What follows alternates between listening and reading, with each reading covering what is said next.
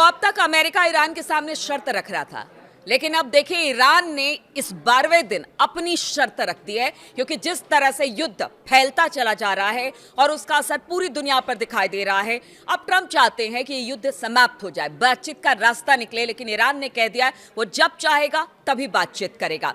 और उसने जो शर्तें रखी है वो क्या शर्त है आपको बताते हैं, जो ईरान की तरफ से सामने आई है या ईरान चाहता है कि इस पर अमेरिका रिस्पॉन्स दे। देखिए 3 शर्त है। पहला तो अरब मुल्कों में जितने भी अमेरिकी बेसेस हैं उनको हटा दिया जाए, यानी यहां से बोरिया बिस्तर समेटकर अमेरिका जो है वो चला जाए, इस तरह से ईरान का कहना है। दूसरी शर्त है कि जो अब तक बर्बादी ईरान में हुई है उसकी भरपाई या भुगतान अमेरिका करे, तब जाकर वो सोचेंगे, यानी कि ईरान सोचेगा कि इस युद्ध को खत्म करना है।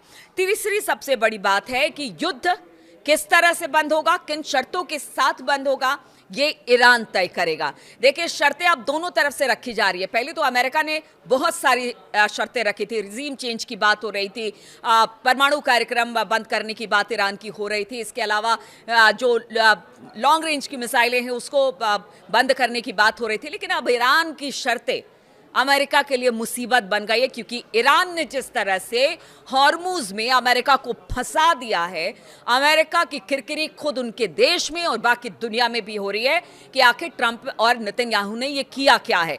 अब देखिए लेटेस्ट हमला आपको बताते हैं। आपसे कुछ देर पहले बताया जा रहा है कि कतर में जबरदस्त तरीके से हमला किया गया है, क्योंकि देखिए कतर जो था वो अमेरिका, इजराइल और इधर अगर अमेरिका और ईरान की बात की जाए उसके बीच में मध्यस्थता कर रहा था। लेकिन जिस तरह से कतर में लगातार हमले हो रहे हैं, कतर ने कह दिया है कि ऐसे में अगर हमला बंद ईरान नहीं करता है तो फिर मध्यस्थता की तो बात छोड़ दीजिए, हम भी अपनी तरफ से ईरान पर हमला कर सकते हैं। यानी कतर ने भी अब अपने आंख दिखाए हैं। देखिए पीछे कुछ दिनों में हमने देखा 7-8 देश खाड़ी देश के हैं जो कि इस वक्त त्राहिमाम कर रहे हैं।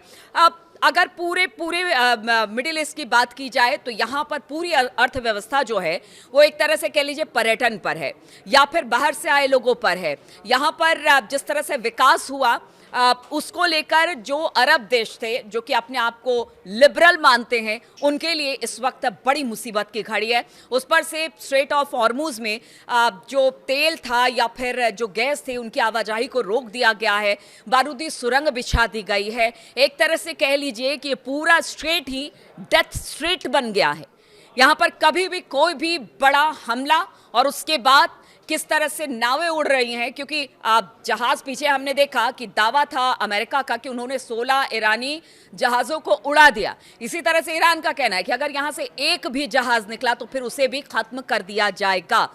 तो ईरान अब पूरी तरह से उसने एक स्ट्रेटेजी बनाई थी और ये स्ट्रेटेजी अब जो जानकार हैं या वॉर एक्सपर्ट है वो बता रहे हैं कि देखिए इसको एट्रिशन नीति कहा जा रहा है। एट्रिशन नीति होता क्या है, यानी धीरे धीरे थकाने की नीति। सामने वाले को आप इतने धीरे धीरे मारिए कि उनकी कमर खुद ही टूट जाए, यानी धीरे धीरे हमला कर रहा है, धीरे धीरे अपनी स्ट्रेटेजी बना रहा है। पहले उसने जगह जगह एयर बेसिस थे ईरान के, जो इजराइल के थे या फिर अमेरिकी ठिकाने थे, उनको हमला किया।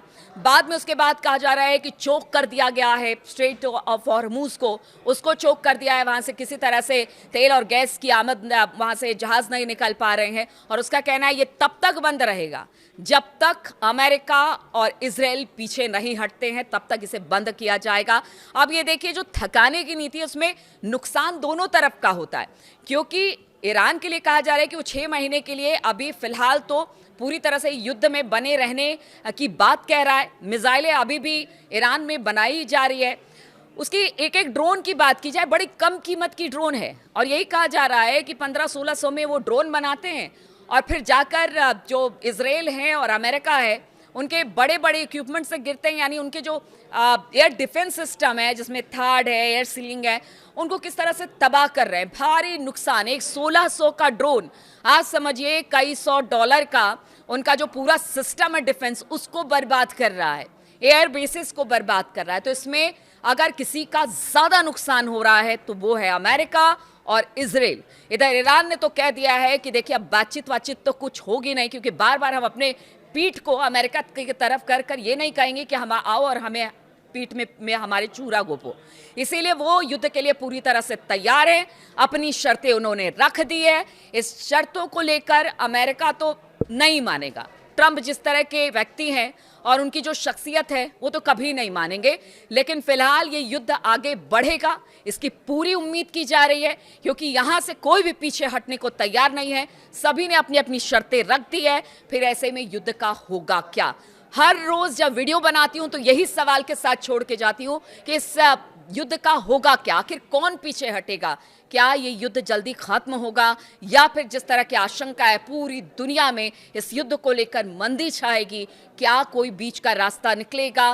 क्या दोनों या तीनों देश बैठकर कोई बीच का रास्ता निकालेंगे या फिर कहीं ना कहीं इससे पूरी दुनिया में एक तरह से कह लीजिए विनाश और मंदी का दौर शुरू होगा?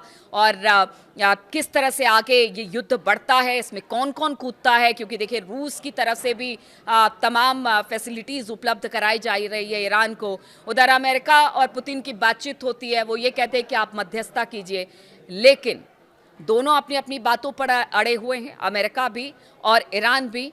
अब ये देखना होगा कि आगे और किस तरह के हमले होते हैं, किस तरह के वार होते हैं। हम तो बस यही देखने के लिए बैठे हैं कि किसने किस पर कितनी मिसाइलें दागी या किसकी कौन सी जगह बर्बाद हुई। ये अपडेट लगातार हम आपको देते हैं, लेकिन हम तो यही चाहते हैं कि देखिए युद्ध समाप्त हो।